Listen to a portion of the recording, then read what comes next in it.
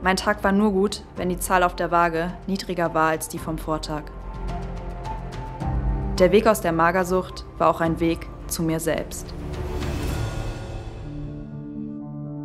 Hi, ich bin Tabea. Ich schreibe für verschiedene Magazine als selbstständige Redakteurin und unterrichte Yoga. Meine Essstörung hat 2014 begonnen. In den ersten Monaten, in denen ich abgenommen habe, habe ich super viele Komplimente bekommen. Und ich dachte, wow, man sieht es. Aber irgendwann so ist es gekippt, dass, glaube ich, viele schon gemerkt haben, okay, es wird immer weniger. Oder es gesagt wurde, hast du vielleicht ein Problem, wollen wir uns darüber unterhalten? Und für mich war es nur, was redet ihr? Jedoch die Beziehung zu meiner Mutter vor allem ist stärker geworden, weil ich mich ihr wirklich geöffnet habe und auch immer noch das Gefühl hatte, ich kann weiterhin sprechen. Ich war total erschüttert, als ich merkte, dass sie immer weniger wurde und dass sie langsam ging. Durch die Magersucht habe ich Wasser im Herzen gehabt. Das heißt, dass alle Angst darum hatten, dass mein Herz jeden Moment aufhören könnte zu schlagen. Meine Haare sind mir ausgefallen.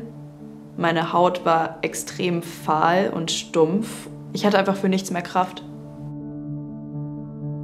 Es gibt ein Bild, das werde ich nicht vergessen. Ich hörte nachts ein Geräusch und fand meine Tochter zusammengebrochen vor der Toilette. Und es war ein Bild, wie die Menschen im Konzentrationslager am Zaun.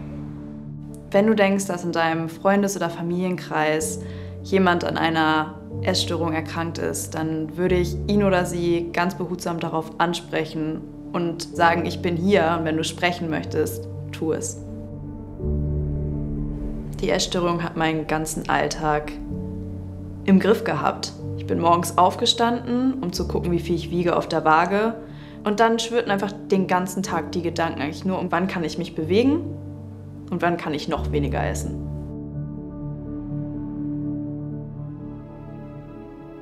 Wirklich ein Impuls gesetzt, etwas zu verändern, war meine Chefin damals, die mich ganz direkt darauf angesprochen hat und auch gesagt hat, so kannst du eigentlich nicht mehr zur Arbeit kommen. Ich habe gesagt, ja, okay, wenn alle sagen, ich bin krank, dann ändere ich jetzt was. Ich gehe in eine Klinik. Aber es war mehr, als ich gedacht habe, ich mache das für andere, anstatt dass ich es für mich mache. Wenn du mehr spannende Frauenporträts sehen willst, abonniere den Kanal.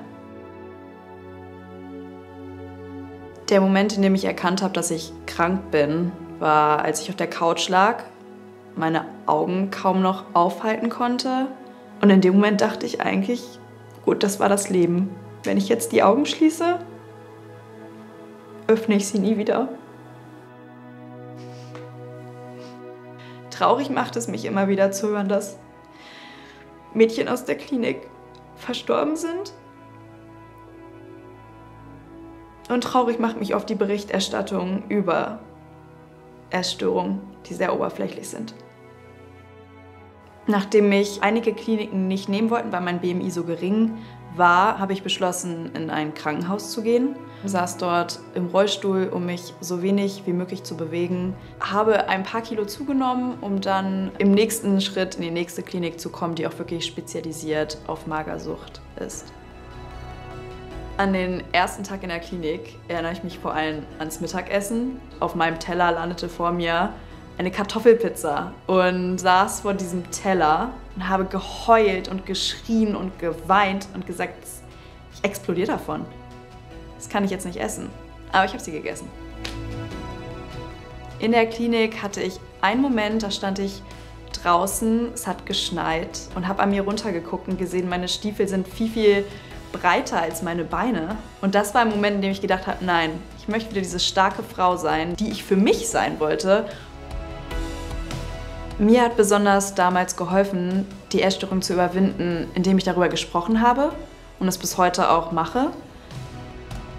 Als ich die Klinik verlassen habe, hatte ich immer noch anfangs Angst, rückfällig zu werden. Und nachdem ich 2 Jahre aus der Klinik raus war, habe ich gedacht, okay, jetzt ist ein Punkt gekommen, an dem ich sagen kann, ich habe es geschafft.